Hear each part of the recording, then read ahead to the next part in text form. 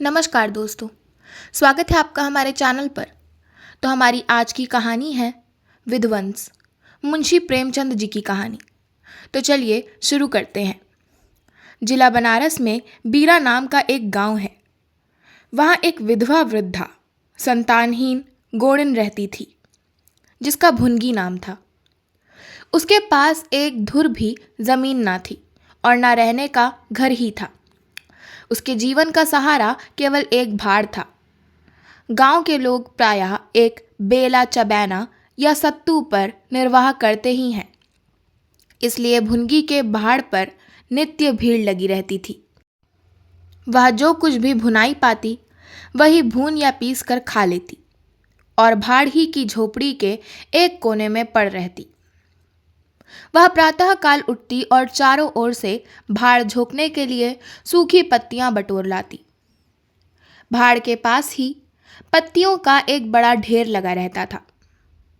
दोपहर के बाद उसका भाड़ जलता था, लेकिन जब एकादशी या पूर्णमासी के दिन प्रथानुसार भाड़ न जलता या गांव के जमींदार पंडित उदयभान पांडे के दाने भूनने पड़ते, उस दिन उसे भूखा ही सो रहना पड़ता था। पंडित जी उससे बेगार में दाने ही न भुनवाते थे, उसे उनके घर का पानी भी भरना पड़ता था और कभी कभी इस हेतु से भी भाड़ बंद रहता था। वह पंडित जी के गांव में रहती थी, इसलिए उन्हें उससे सभी प्रकार की बेगार लेने का अधिकार था। उसे अन्याय नहीं कहा जा सकता। अन्याय केवल इतना था कि बेगार सूखी लेते थे। उनकी धारणा यह थी कि जब खाने ही को दिया गया तो बेगार कैसी। किसान को अधिकार है कि बैलों को दिन भर जोतने के बाद शाम को खूंटे से भूखा बांध दे।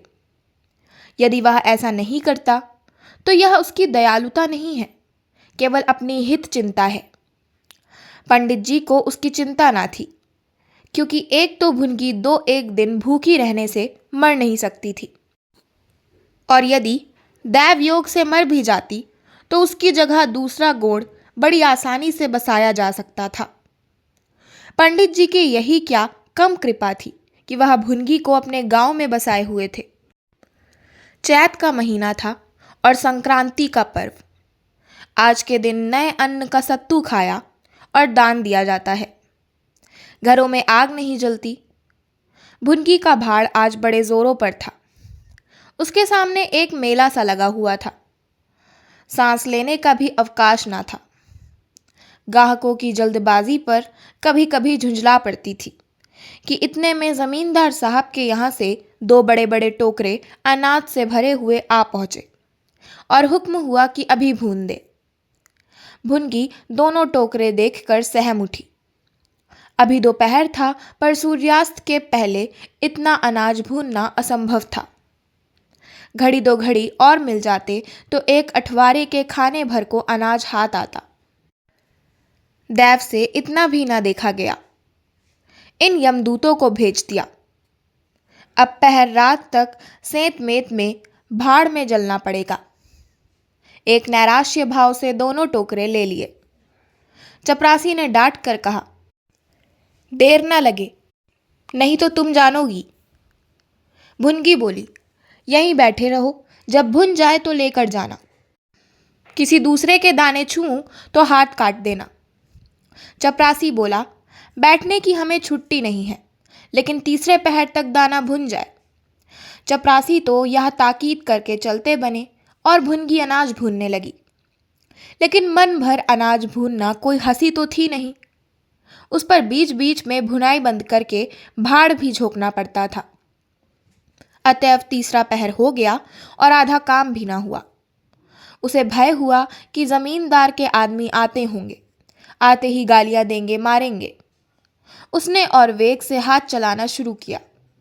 रास्ते की ओर ताकती और बालू नांद में छोड़ती जाती थी, यहाँ तक कि बालू ठंडी हो गई।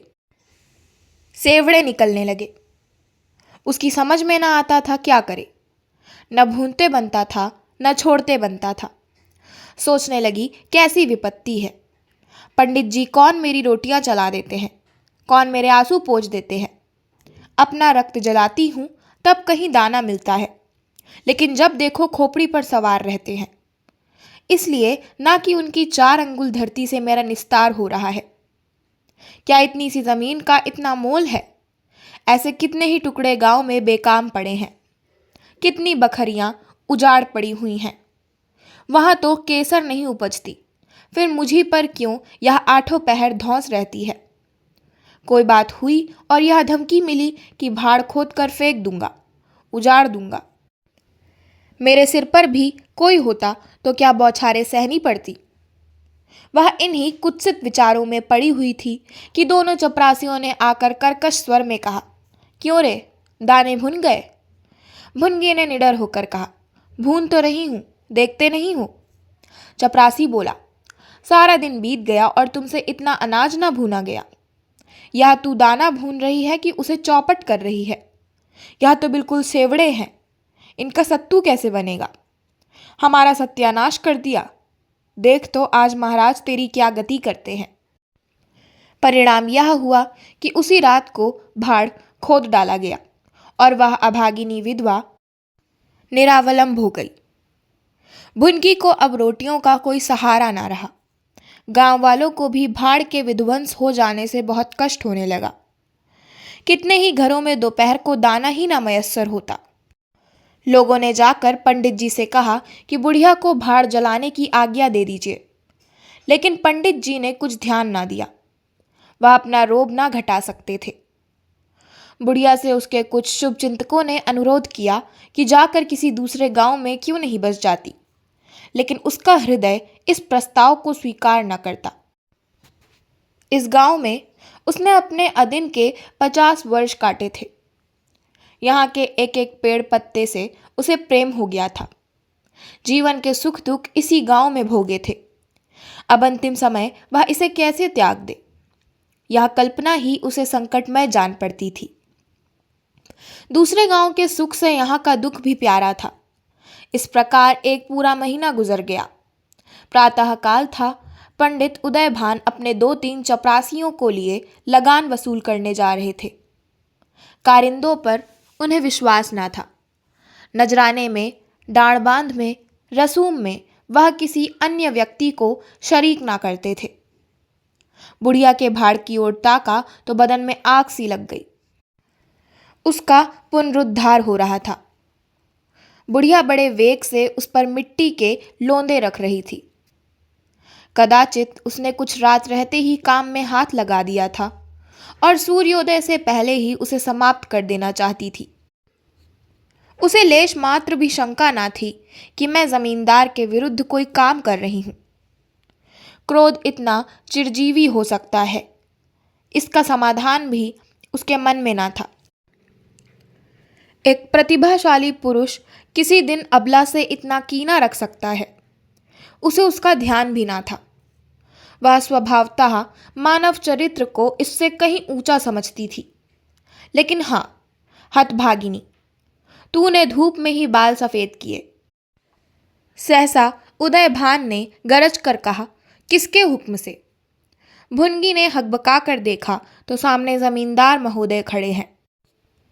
उदयभान ने फिर पूछा, किसके हुक्म से बना रही है? भुनगी डरते हुए बोली, सब लोग कहने लगे बना लो तो बना रही हूं। उदयभान बोला, मैं अभी इसे फिर खुदवा डालूंगा। यह कह उन्होंने भाड़ में एक ठोकर मारी। गीली मिट्टी सब कुछ लिए दिए बैठ गई। दूसरी ठोकर नांद पर चलाई, लेकिन बुढ़िया सामने आ गई और ठोकर उसकी कमर पर पड़ी। अब उसे क्रोध आया। कमर सहलाते हुए बोली, महाराज, तुम्हें आदमी का डर नहीं है तो भगवान का तो डर होना चाहिए। मुझे इस तरह उजाड़ कर क्या पाओगे? क्या इस 4 अंगुल धरती में सोना निकल आएगा? मैं तुम्हारे ही भले की कहती हूं, दीन की हया मत लो, मेरा रोआ दुखी मत करो। उदयभान बोला, अब तो यहाँ फिर भाड़ ना बनाएगी? भुनगी बोली, भाड़ ना बनाऊंगी तो खाऊंगी क्या? उदयभान बोला, तेरे पेट का हमने ठेका नहीं लिया है। भुनगी बोली, टहल तो तुम्हारी करती हूं, खाने कहाँ जाऊं? उदयभान बोला, गांव में रहोगी तो टहल करनी पड़ेगी। भुनगी बोली, टहल तो तभी करूंगी जब भाड़ बनाऊंगी। गांव में रहने के नाते टहल नहीं कर सकती। उदयभान बोला, तो छोड़कर निकल जा। भुनगी बोली, क्यों छोड़कर निकल जाऊं? 12 साल खेत जोतने से असामी काश्तकार हो जाता है। मैं तो इस झोपड़े में बूढ़ी हो गई। मेरे सास ससुर और उनके बाप दादे इसी झोपड़े में रहे। अब इसे यमराज को छोड़कर और कोई मुझसे नहीं ले सकता। उदयभान बोला, अच्छा, तो अब कानून भी बघारने लगी है। हाथ पैर पड़ती तो चाहे मैं रहने भी देता, लेकिन अब तुझे निकाल कर तभी दम लूंगा। चपरासियों से बोला, अभी जाकर उसके पत्तियों के ढेर में आग लगा दो, देखे कैसे भाड़ बनता है। एक क्षण में हाहाकार मच गया। ज्वाला शिखर आकाश से बातें करने लगा। उसकी लपटें किसी उन्मत्त की भांति इधर उधर दौड़ने लगी। सारे गांव के लोग उस अग्नि पर्वत के चारों ओर जमा हो गए। भुनगी अपने भाड़ के पास उदासीन भाव में खड़ी यह लंका दहन देखती रही। अकस्मात वह वेग से आकर उसी अग्निकुंड में कूद पड़ी। लोग चारों तरफ से दौड़े, लेकिन किसी की हिम्मत ना पड़ी कि आग के मुंह में जाए। क्षण मात्र में उसका सूखा हुआ शरीर अग्नि में समाविष्ट हो गया। उसी दम पवन भी वेग से चलने लगा। ऊर्ध्वगामी लपटें पूर्व दिशा की ओर दौड़ने लगी। भाड़ के समीप ही किसानों की कई झोपड़ियां थीं। वह सब उन्मत्त ज्वालाओं का ग्रास बन गई। इस भांति प्रोत्साहित होकर लपटें और आगे बढ़ी। सामने पंडित उदयभान की बखार थी, उस पर झपटी। अब गांव में हलचल पड़ी। आग बुझाने की तैयारियां होने लगी, लेकिन पानी के छींटों ने आग पर तेल का काम किया। ज्वालाएं और भड़की और पंडित जी के विशाल भवन को दबोच बैठी। देखते ही देखते वह भवन उस नौका की भांति जो उन्मत्त तरंगों के बीच में झकोरे खा रही हो, अग्निसागर में विलीन हो गया। और वह क्रंदन ध्वनि जो उसके भस्मावशेष में प्रस्फुटित होने लगी, भुनगी के शोकमय विलाप से भी अधिक करुणाकारी थी। तो इसी के साथ मैं अपनी आज की कहानी विध्वंस का समापन करती हूँ। आशा करती हूँ आपको हमारी आज की कहानी विध्वंस पसंद आई होगी। अगर आपको हमारी आज की कहानी पसंद आई हो तो हमारे चैनल को सब्सक्राइब करें, वीडियो को लाइक करें और बेल आइकन दबाना ना भूलें। धन्यवाद।